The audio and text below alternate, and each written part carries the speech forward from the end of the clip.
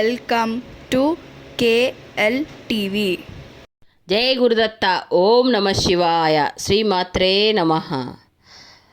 ఈ లోకంలో positive energy అంటే మంచి శక్తులు ఉన్నాయి, చెడు శక్తులు ఉన్నాయి. మంచి శక్తులు అంటే దైవపరంగా, చెడు శక్తులు అంటే దుష్టశక్తి అని అర్థము. ప్రతి చోట ఉంటాయి ఇవి పాజిటివ్ ఎనర్జీ, నెగిటివ్ ఎనర్జీ. మనం దైవశక్తిని నమ్ముతున్నాము అని అంటే దుష్టశక్తులు కూడా ఉన్నాయి అని నమ్మాలి. ప్రపంచవ్యాప్తంగా కూడా నెగిటివ్ ఎనర్జీ ఉన్నాయి. అనేక పారానార్మల్స్ యాక్టివిటీస్లో అనేక సార్లు ప్రూవ్ అయ్యింది. భారతదేశంలో దెయ్యం పట్టడం లేకపోతే ఆత్మ ఆవహించడం అన్నది జరుగుతుందండి. ఇప్పుడు విషయాలు ఇవి. అక్షరాలు కూడా రాని పిల్లవాడు ఇంగ్లీష్ మాట్లాడడం, అక్షరాలు కూడా రాని ఒక ఆమె మంచి మంచి ఎన్నో పద్యాలు చెప్పడం, ఎన్నో పురాతన విషయాలు చెప్పడం, ఇలాంటివన్నీ జరిగేది ప్రేతాత్మలని దెయ్యాలు ఆవహించడం అనేవి, దెయ్యం పట్టడాలు అన్న విషయాలు మనం నమ్మకుండా ఉండలేము. ఇలాంటి విషయాలు జరిగినప్పుడు కొన్ని సందర్భాలలో అవి కొన్ని మంచి ఆత్మలు అయితే, మంచి ఆత్మలు వాటికి వచ్చిన కొన్ని పనులని మంచి పద్ధతిగా చేసుకొని వెళ్ళిపోతాయి. అంటే వాటి యొక్క ఆత్మ శాంతించే విధంగా వాటి పనులు చేసుకొని ఈ లోకాన్ని విడిచి వెళ్ళిపోతాయి. కానీ కొన్ని దుష్టాత్మలు ఉంటాయి. ఆ ఆత్మలు ఆవాహించినప్పుడు వాళ్ళని బాగా హింసించి బాధకి గురి చేసి వాళ్ళని ఆత్మహత్య చేసుకునేటట్టుగా ప్రేరేపిస్తాయి. అలాంటి దుష్టాత్మలను వదిలించడానికి కొన్ని ముఖ్యమైన ప్రదేశాల గురించి మనం ఇప్పుడు తెలుసుకుందాము.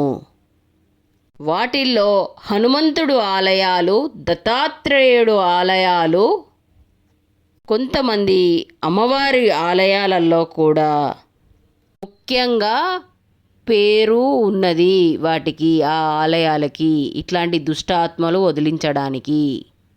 ప్రపంచంలో ఎక్కడ కూడా విడిపించలేని ప్రేతాత్మలను కూడా తరిమి కొట్టబడే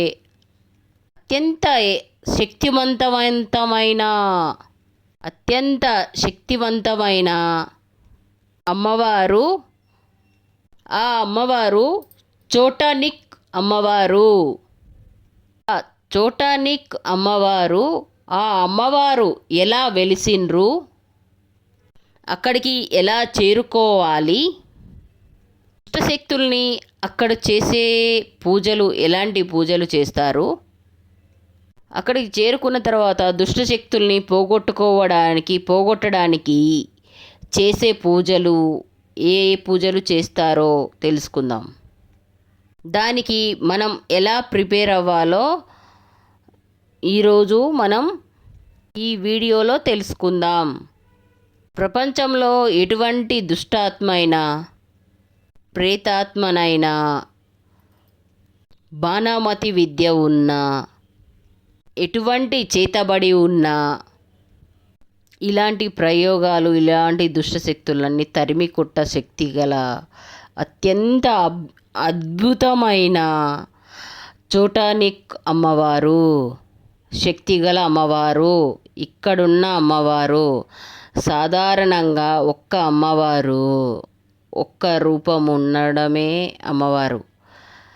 కానీ ఇక్కడ సరస్వతి, లక్ష్మి, కాళీ ముగ్గురు కలగలిపి సర్వదా రక్షణించేటి ఆలయమే ఈ చోటానిక్ ఆలయం. చొట్టానిక్ ఆలయం కేరళ రాష్ట్రంలో ఎర్నాకుళం జిల్లాలో కొచ్చి నగరానికి దగ్గరగా దక్షిణం సైడ్కి ఉన్న చొట్టానిక్ నగరంలో ఉంది. ఈ అమ్మవారిని మేల్కావ్ భగవతి అని కూడా అంటారు. ఈ క్షేత్రం వెనక అనేక కథలు కూడా ఉన్నాయి. వాటిలో ముఖ్యంగా ఒక 2 కథలు చెప్పుకుందాం, 2 లేక 3. మొదటిది ఇప్పుడు మనం చెప్పుకుందాం. కేరళలో పూర్వకాలంలో కన్నన్ అనువంటి ఒక మాంత్రికుడు కాళీ పూజ చేసేవాడు. అతనికి నాన్నని చెప్పుకోవడానికి అతని కూతురు మాత్రమే ఉండేది. ఆ కూతురు ఆలనా పాలన చూసుకోవడానికి ఇతనొక్కడే ఉండేవాడు. ప్రతి శుక్రవారం కూడా ఆవుని బలి ఇచ్చేవాడు. ఈ శుక్రవారాన్ని ఆవుని బలివ్వడానికి ఎక్కడెక్కడో తిరిగి ఆవుని దొంగతనం చేసి తీసుకొని వచ్చేవాడు. వెతుక్కొచ్చి లాక్కొచ్చి తీసుకొచ్చి ఏదో ఒక రకంగా తీసుకొని వచ్చేవాడు. ప్రతి శుక్రవారం అయితే ఖచ్చితంగా ఆవుని బలి ఇచ్చేవాడు. కొన్ని సందర్భాలలో ఆవులు లభించని సమయంలో వాటి దూడలు లేగ దూడల్ని తీసుకొని వచ్చి బలిచ్చేవాడు. ఆ విధంగా చేస్తూ ఒకరోజు అతను చాలా తిరిగాడు. ఎక్కడా కూడా ఆవు దొరకలేదు, లేగ దొరకలేదు. ఏం చెయ్యాలో అర్థం కాక అడవంతా గాలించడం మొదలుపెట్టాడు. అతను నివాసం ఉన్నవంటి క్రికార్యంలో అంటే అడవిలో ఒక్క చోట ఒక లేగదూడ కనిపించింది. ఇదేంటి, తల్లి లేని లేగదూడ ఇక్కడ ఉంది అని కొద్దిగా ఆలోచించాడు. అలా ఆలోచించినా దాన్ని బలివ్వడానికి తీసుకెళ్ళాడు. తీరా దాన్ని బలి ఇచ్చే సమయంలో సిద్ధం చేసిన సమయంలో అతని కుమార్తె దానిని చూసి ఇష్టపడి దాన్ని నాకు ఇచ్చేసేయి నాన్న చెప్పి బతిమిలాడుకుంది. దాంతో కూతురు మాట కాదనలేక ఆ లేగదూడని ఆ అమ్మాయికి ఇచ్చేశాడు. ఆ అమ్మాయి కూడా లేగదూడిని చాలా జాగ్రత్తగా చూసుకుంటుంది. ఈ కన్నను వేట వృత్తిగా జీవించేవాడు. ఒకరోజు వేట కోసం బయటికి వెళ్ళినప్పుడు ఆ అమ్మాయిని పాము కాటు వేసింది. అతని వచ్చే లోపల ఆ అమ్మాయి ప్రాణాలు విడిచిపెట్టింది. ఇంటికి వచ్చి కుందేల మాంసం వండి అమ్మాయికి పెడదాము అని అనుకున్నాడు. ఆశతో కుందేళ్ళు పట్టుకొని వచ్చి కన్నన్ చనిపోయి పడిపోయినటువంటి వాళ్ళ కూతుర్ని చూసి ఆ కుమార్తెని చూసి చాలా దుఃఖించాడు, రోధించాడు. ఇదేంటి, ఈ పాపని ఇలా చేశావు స్వామి? తల్లి, ప్రతి శుక్రవారం నీకు బలి ఇస్తూనే ఉన్నాను కదా, అయినా కూడా నాకెందుకు ఇంత దుఃఖాన్ని కలిగించావు తల్లి అని చెప్పి బాగా ఏడ్చాడు, రోధించాడు. అప్పుడు ఆ తొవ్వలో పోతున్న ఒక సన్యాసి చూసి ఆగి ఆ సన్యాసి ఇలా పిలిచి, నీవు చేసిన పాపం ఇలాంటి ఫలితాలు దాపరించాయి. నీవు చాలా గోవుల్ని బలి ఇవ్వడం, గోవు హైందవ ధర్మంలో అన్ని దేవతామూర్తులు కలిగి గొప్ప దేవత. అటువంటి గొప్ప దేవత అయిన ఆవు రూపాన్ని నీవు ప్రతి శుక్రవారం బలి ఇచ్చి అమ్మవారికి అనేక గోవులని బలి ఇవ్వడం వలన ఇలాంటి పరిస్థితి దాపరించింది. గోవు అన్నది హైందవ ధర్మంలో అన్ని దేవతామూర్తుల్ని కలిగి ఉన్న ఒకే ఒక రూపము గోమాత. అటువంటి దేవతని తీసుకుని వచ్చి ప్రతి శుక్రవారము బలి ఇచ్చి అమ్మవారి సంతోషం గురించి బలి ఇస్తున్నాను అని అనుకున్నావు. కానీ నీవు చేస్తున్న